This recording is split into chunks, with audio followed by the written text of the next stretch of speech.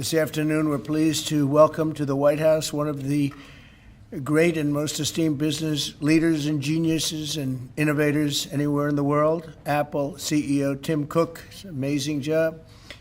Thanks as well to Secretary of the Treasury Scott Bessent and Secretary of Commerce Howard Lutnick for being here, wherever you may be.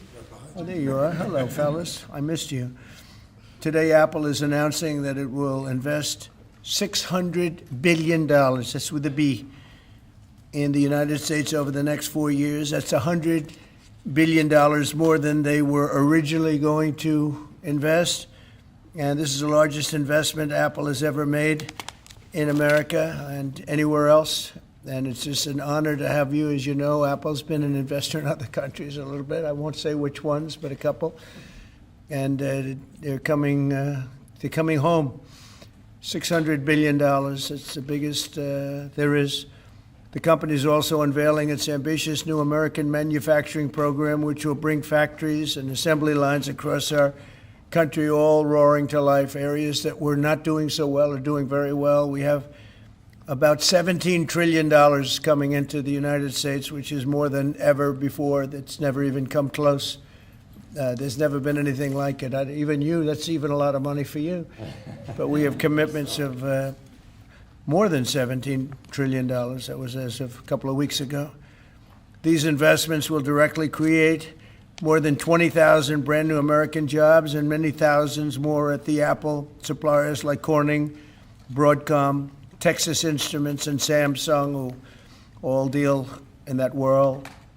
As part of this historic commitment, Apple will massively increase spending on its domestic supply chain for the iPhone and will build the largest and most sophisticated smart glass production line in the world in Harrodsburg, Kentucky, which is actually, I did very well there. I like it because I did very well there.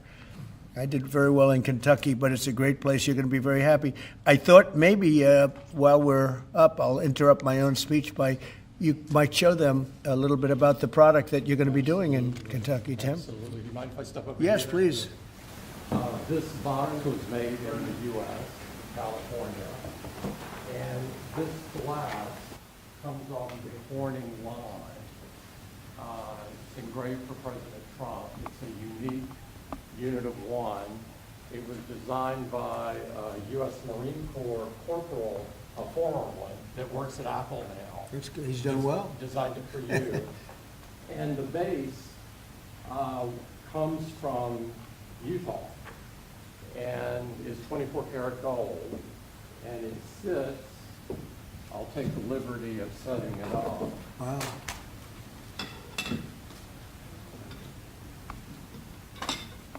Well, let's see. There we go. Congratulations, Thank you Mr. very much. President. It's Thank you so fantastic. much. The great people of Kentucky. You're going to find it a great place to do business, too. It's fantastic.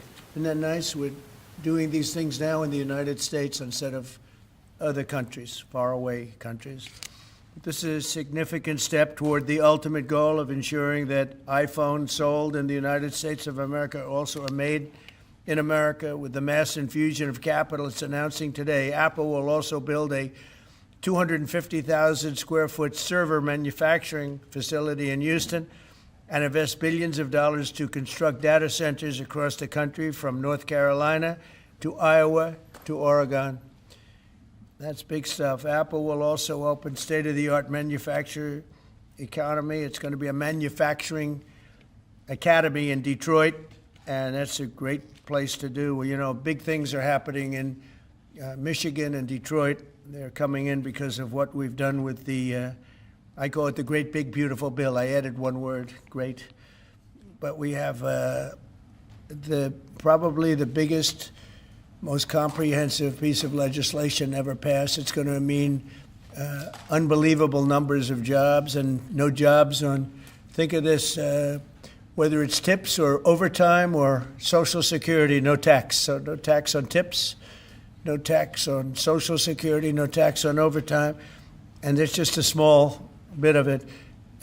for Apple and others businesses, we're talking about the deductions and all of the things. And actually for people that go out and buy a car, first time it's ever been done, we talk about deductions for companies, but they're going to be able to deduct interest when they borrow money to buy a car if it's made in America. It has to be made in America. So it is amazing. And one of the reasons I think I can say that Apple's coming here is the legislation we just passed with this kind of investment.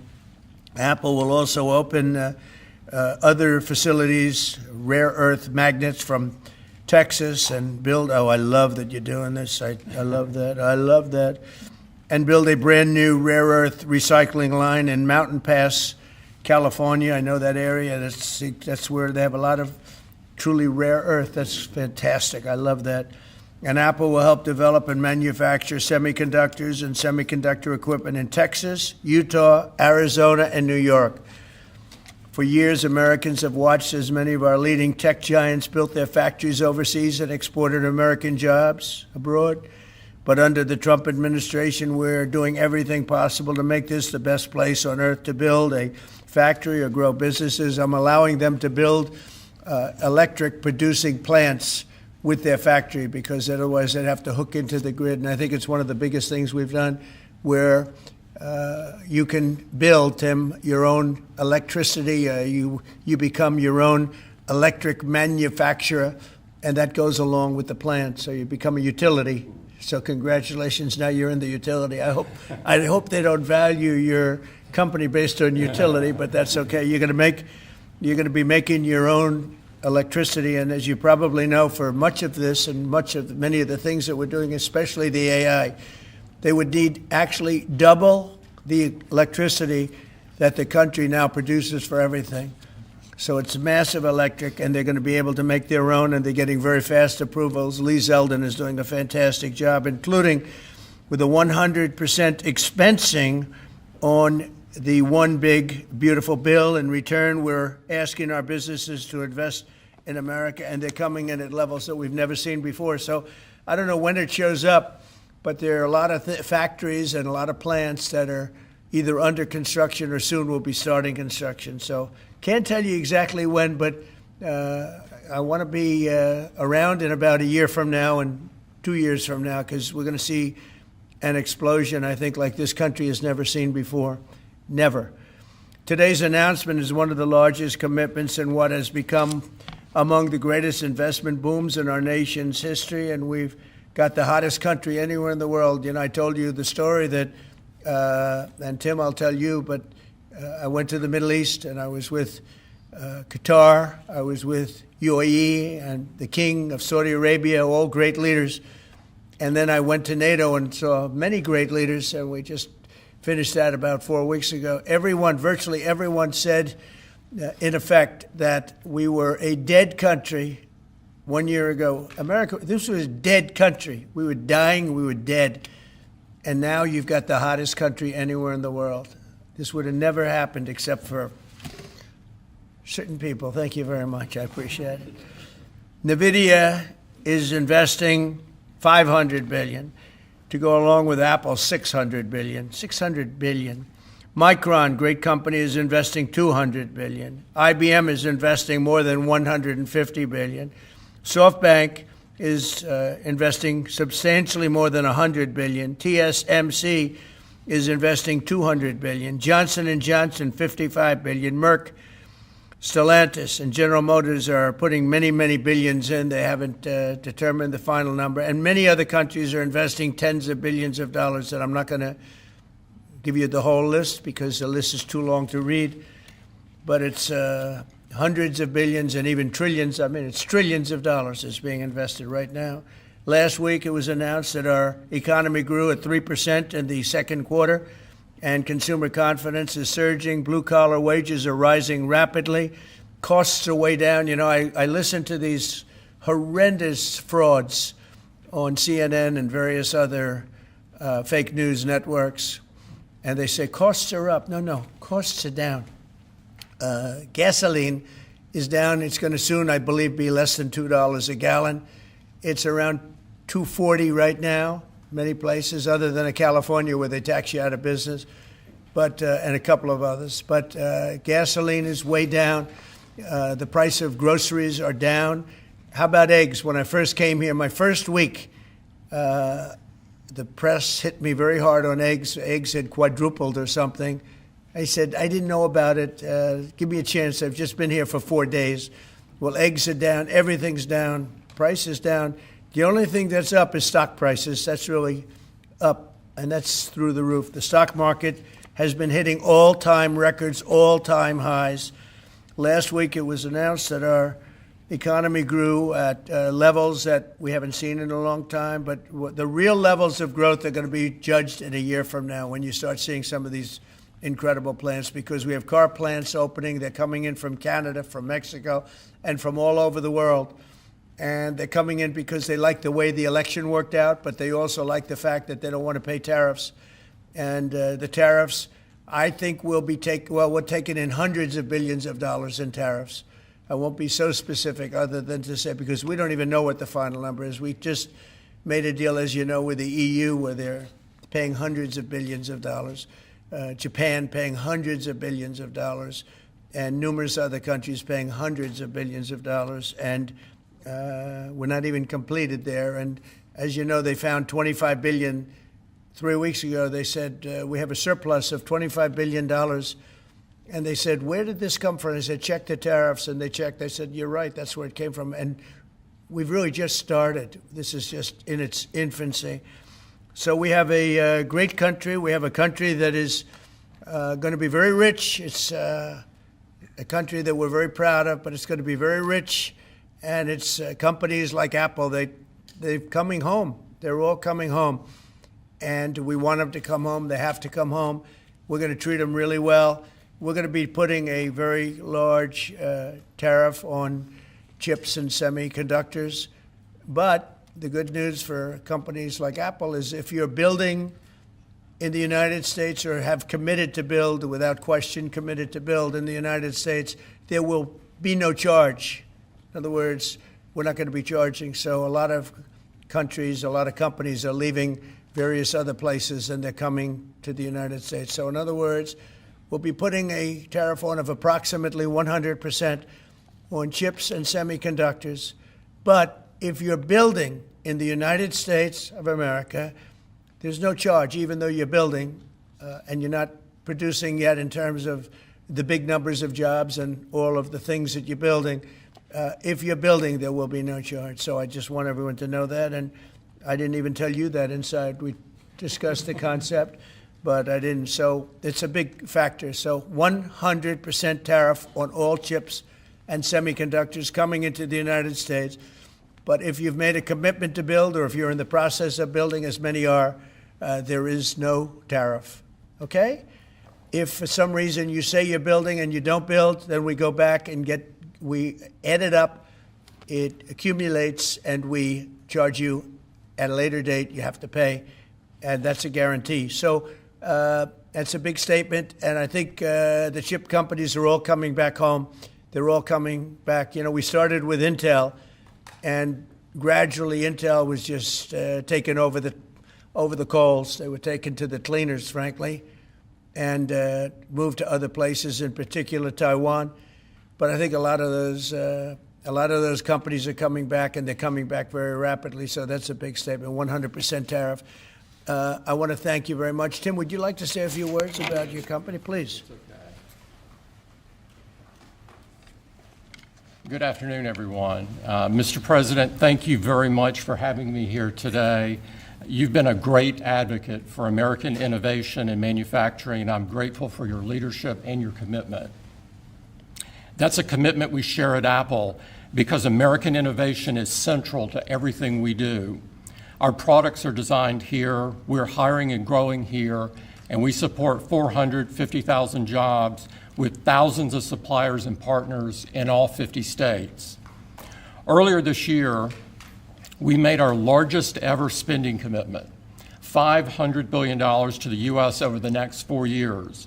That's already yielding results.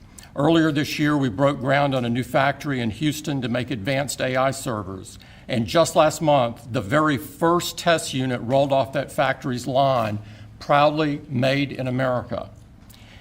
President Trump shared some kind words about that work, but he also asked us to think about what more we could commit to doing. And Mr. President, we took that challenge very seriously. I'm glad to be here with you today, and I'm very proud to say that today we're committing an additional $100 billion to the United States, bringing our total U.S. investment to $600 billion over the next 4 years. As a part of this, we're launching Apple's American Manufacturing Program. It will spur even more production right here in America for critical components used in Apple products all around the world. And we're thrilled to announce that we've already signed new agreements with 10 companies across America to do just that. First, with today's announcements, I'm proud to say that Apple is leading the creation of an end-to-end silicon supply chain right here in America, from design to equipment to wafer production to fabrication to packaging. In Texas, we're working with manufacturers like Texas Instruments, Global Wafers America, and Applied Materials. We're working with Amcor in Arizona and Broadcom and Global Foundries in New York. Thanks to President Trump's vision, and with his help in his first term, we also led the way to bring TSMC to Arizona by committing to be their first and largest customer. Today, they're producing tens of millions of chips for Apple using one of the most advanced process technologies in America today. We're going to keep working with our suppliers to move even more of this incredibly advanced work to America. And this year alone, American manufacturers are on track to make 19 billion chips for Apple in 24 factories across 12 different states.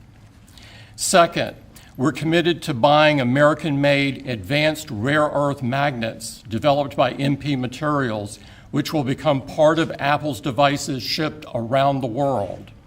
MP is the only fully integrated rare earth producer in the United States, and with this partnership, they'll be significantly expanding their flagship facility in Fort Worth, Texas. We're also thrilled to work together on a cutting-edge rare earth recycling line in Mountain Pass, California. And third, in Kentucky, we've worked with our partners at Corning to build the world's largest and most advanced smartphone glass production line. And I'm pleased to announce that very soon, this is for the first time ever, every single new iPhone and every single new Apple Watch sold anywhere in the world will contain cover glass made in Kentucky. In addition to the American Manufacturing Program, we're also significantly growing our investments in AI, including expanding data center capacity in North Carolina, in Nevada, in Iowa, in Arizona, and Oregon. So we're going to keep making investments right here in America. We're going to keep hiring in America. And we're going to keep building technologies at the heart of our products right here in America, because we're a proud American company and we believe deeply in the promise of this great nation. Thank you all, and thank you, President Trump, for putting American innovation and American jobs front and center. Thank you, sir. Great honor. Thank you. Very much. Thank you. Appreciate it. What a job he's done. What a job. Incredible. I want to thank you very much, and thank you, JD, for helping along. Good job. Really good job. Any questions, please? Mr. President, Yes. you promised on the campaign trail to bring forth a manufacturing renaissance. You just mentioned $17 trillion in your first 7 months or so. Right. Can you talk about how an investment like this, all the other ones that you laid out, will positively impact the millions of Americans that trusted you with their vote? Thank you very much. It changes our country. I mean, our country is a very different country than it was 6 months ago. And people like Tim are coming. We had Micron in yesterday. We had all of the big, great companies that you read about, you don't know about, but you read about. Many of them were making products outside of our country. Foolishly, we lost them. If we had the right person sitting in that seat, that would have never happened 20 and 30 years ago. When you look at the chip business, it would have never left our shores. We had 100% of chips originally, and then we slowly got taken down to nothing. We have the biggest chip companies the both of them, but we have the biggest in the world coming in. They're going to Arizona and beyond. And we're going to have, in a short period of time, we'll be up to almost 50% of the chips from starting in nothing. And that's something. But we have the greatest companies in the world coming into our country. And that means jobs, and it means wealth. And wealth means security for our people. Okay? Brian? Yes, sir. Congratulations on this investment, President Trump. And Thank you. What a great example of putting America first. What does the labor force look like to fill these jobs that you have? Do we have enough skilled American workers to fill these? Well, we do have a lot of workers, and we have a lot of workers that hadn't been looking for work because they were disincentivized, frankly. And people like Tim have tremendous schools and training centers that they build along with a lot of their big plants where they train people on whether it's glass, like in Kentucky, or computers, or whatever they might be doing. It's a complex world, and they train people, and they do a great job. So it's a whole new workforce. Now, we have a lot of them in energy because, they've always liked energy. As you know, coal has opened up and opened up big. We brought it back and brought it back in a very large way. China's right now building 58 coal-fired plants, 58 big ones. And here we were saying, we don't take coal. We have more coal than anybody else in the world. We have more oil and gas than anybody else in the world. But we have tremendous energy jobs, and the energy, as you know, we're booming with energy. And that's why the gasoline prices are down. The costs are down. I just hope when they watch these shows, I watch this, I won't use names because I just make them better known that nobody knows who they are. But I watch this group of people on CNN and MSDNC too, the same thing, where they say, well, costs have gone up. Costs haven't gone up, they've gone down. I'm telling you, the thing that's gone up is stock prices, and success of our country. Our country is really, really doing well, successful. Yes, ma'am? Yes, Mr. President, have Putin and Zelensky agreed to a summit yet? And where and when would that be? Well, there's a very good prospect that they will. And we haven't determined where, but we had some very good talks with President Putin today. And there's a very good chance that we could be ending the end of that road. That road was long and continues to be long, but there's a good chance that there will be a meeting very soon. How close do you think you are to a deal? Excuse me? How close do you think you are to some kind of deal? Well, I don't want to say.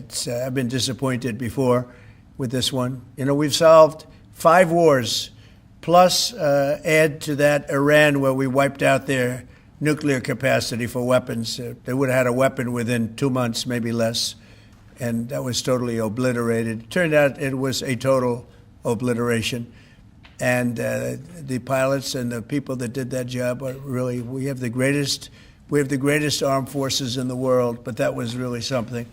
In fact, there's a model of the plane right there. So, you got to bring that up, Susie. We have to see that. Look at this. This was just given to me. We ordered brand new B-2 bombers. This is a plane that over a period of 36 hours of constant flying. Look at this. So this is the brand new one they just ordered. Similar, but actually quite different. It's new and enhanced. It's an amazing machine. It went 36 hours.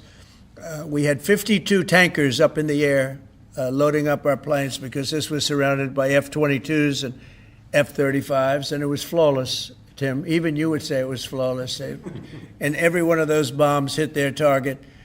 And then we had Tomahawks shot in from a submarine 300 miles away, and they hit every single Tomahawk hit its target. It was amazing. And that was a big threat. That was a nuclear threat.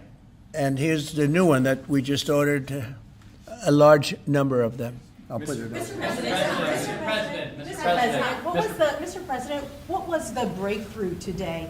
Did Vladimir Putin make some kind of concession that he hasn't been willing to make before? I don't call it a breakthrough. I mean, we've been working on this a long time. There are thousands of young people dying, mostly soldiers, but also, missiles being hit into Kiev and other places.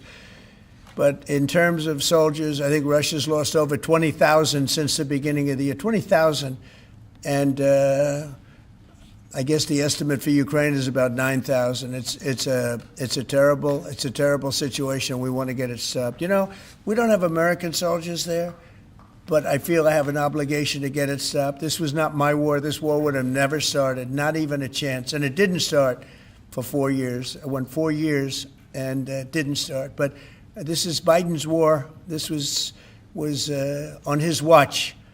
And, you know, it's funny. We had no land was taken from Trump. It was taken from Bush. It was taken from Biden. The whole thing they would take from Biden if it weren't for us. But it was taken by Obama. Take a look at what was taken with all of the land that was taken. Nothing was taken by Russia from us. Not 1 ounce of land was taken. I'm here to get the thing over with. It would have never started if I were president, and we're here to get it stopped and get the death stopped. Yeah, please. Mr. President, in the past, you said you would know if Putin was hacking you along. What Yeah. gives you any confidence that he is or isn't doing that this time around? Can't answer the question yet. I'll tell you in a matter of weeks, maybe less. But we've made a lot of progress. And as you know, we put a 50% tariff on India on oil. They're the second largest. They're very close to China in terms of the purchase of oil from Russia. But so I don't know if that had anything to do with it. But we've had very productive talks today. Yes, ma'am? President Trump, on federalizing D.C., are you considering taking over the D.C. police? Is that an option on the table? We're considering it, yeah, because the crime is ridiculous. I could show you a chart comparing D.C. to other locations, and you're not going to want to see what it looks like. It was just up on television, actually. They were showing it. Now, we want to have a great, safe capital, and we're going to have it. And that includes cleanliness and it includes other things. We have a capital that's very unsafe. You know, we just almost lost a young man, beautiful, handsome guy that got the hell knocked out of him the night before last. And I'm going to call him now. We wanted to give him a little recovery time. We just put a call into him. They're calling back in a little while, but he went through a bad situation, to put it mildly, and there's too much of it. We're gonna do something about it. So whether you call it federalized or what, and that also includes the graffiti that you see, the papers all over the place, the roads that are in bad shape, the medians that are falling down, the median in between roads that's falling down. We're going to beautify the city. We're going to make it beautiful. And what a shame. The rate of crime, the rate of muggings, killings, and everything else, we're not going to let it. And that includes bringing in the National Guard, maybe very quickly, too. And do you want Congress to look at overturning the D.C. Home Rule Act? We're going to look at that. In fact, the lawyers are already studying it. We have to run D.C. This has to be the best-run place in the country, not the worst-run place in the country. And it has so much potential. And we're going to take care of it. You're going to be safe. You're going to be safe walking down streets. You're not going to get mugged. Mr. President, if you do reach a deal with Ukraine and Russia, would you drop the additional tariffs on India? Well, we'll determine that later. But right now they're paying a 50% tariff. Okay. Yeah, please. One for Mr. Cook as well. On the Yeah, other one, please. if I may. Sure. The president wants a made-in-the-USA iPhone. What are the chances that you can actually make that happen? Well, if you look at the bulk of it, we're doing a lot of the semiconductors here.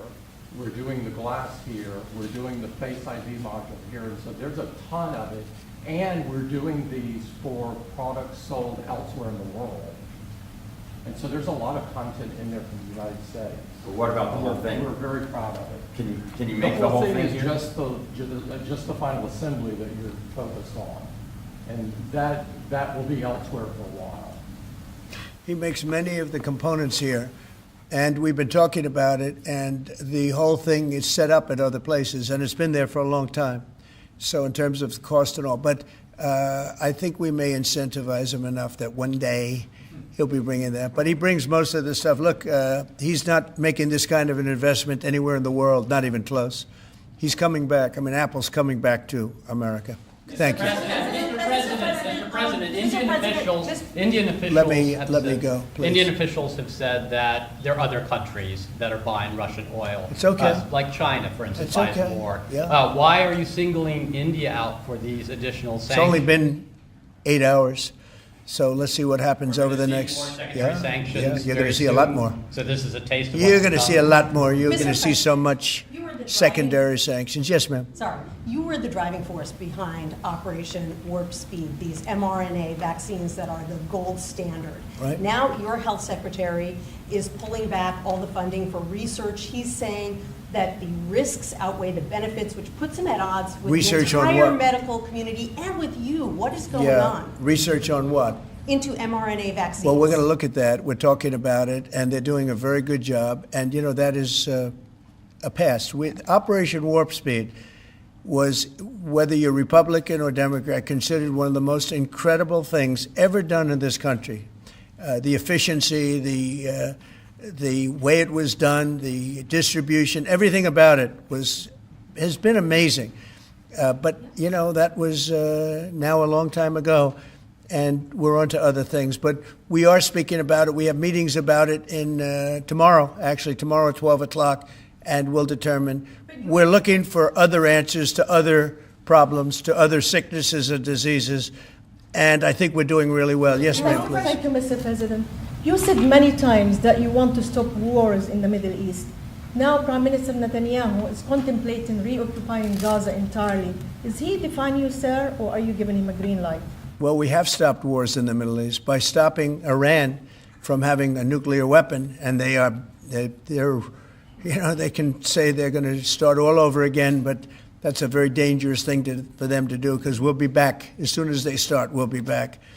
And I think they understand that. They're just words.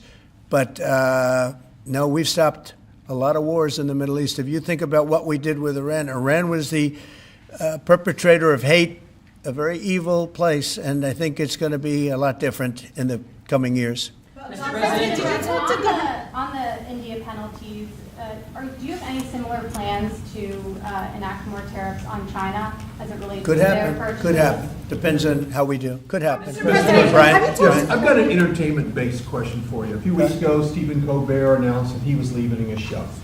Howard Stern announced that him and Sirius XM Radio are parting ways.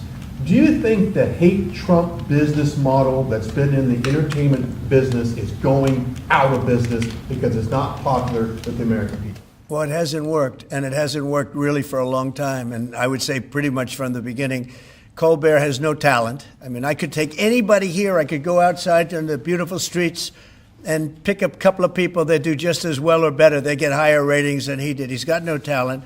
Fallon has no talent. Kimmel has no talent. They're next. They're going to be going. I hear they're going to be going. I don't know, but I would imagine because they get, Colbert has better ratings than Kimmel or Fallon. You know that. Howard Stern, it's a name I haven't heard. I used to do a show, used to have fun, but I haven't heard that name in a long time. What happened? He got terminated? Yeah, they're going to separate ways because I think what they're offering salary-wise is real low than what he's getting. You know when he went down? Whenever you want. You know when he went down? No, before. When he endorsed Hillary Clinton, he lost his audience. People said, give me a break. He went down when he endorsed Hillary Clinton. Mr. President, Have you talked to Governor Cuomo? Started interviewing Fed candidates yet? Yeah, And we've are you started the considering interviewing that? process. Scott and I and Howard, a lot of people, JD, we have some great candidates. It's probably down to 3. He doesn't want the job. He said, do you like this job better? Yes, sir. I mean, he was a candidate, but I don't think he'll take it. Are there I any really candidates don't think he'd take it, Are there actually. any candidates from Wall Street, Mr. President? Yeah, essentially, we're all from Wall Street, aren't we? You know, when you get right down to it. The term Wall Street. Yeah, please. Yep, you made your tax cuts permanent. You mentioned that the tariffs are bringing in a ton of external revenue. You've opened up markets, the EU, Japan, South Korea, many others, to American goods like we've never seen before. How much growth can we expect in the economy now that this model of yours is sort of beginning to really take off? Well, I think the growth is going to be unprecedented. I think we're going to have growth that's unbelievable. Now, remember, we're building and just starting to build a lot of these incredible plants.